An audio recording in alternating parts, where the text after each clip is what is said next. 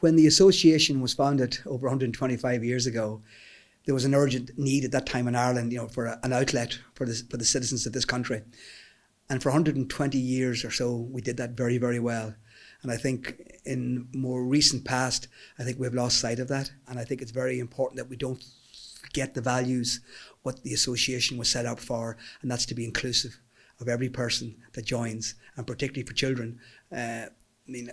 The point I will make very, very strongly is that the association is a wonderful outlet for children to be able to be physically active.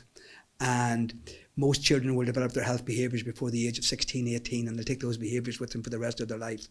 And because of this instant gratification culture that's emerging and the whole notion of development squads and academy squads, many kids are being left behind. I talked about that there are three things that will determine performance in a human being. One is your genes, and you have no control over that. The second is your age, and that changes over time, and we don't take that into account.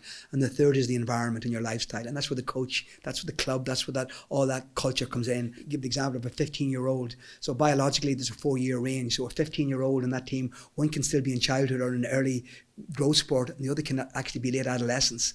And we're selecting the precocious kids who are developing early, they're the ones being selected.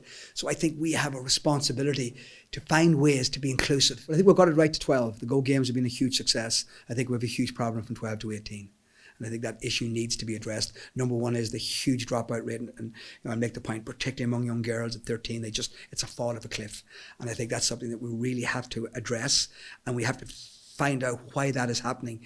If they're coming in the first place, why can we not keep them? There has to be some way of keeping them. And maybe it's not competitive in the way we think competitive. We need to start asking them for their ideas as to how we can be more inclusive and to keep them part of our clubs.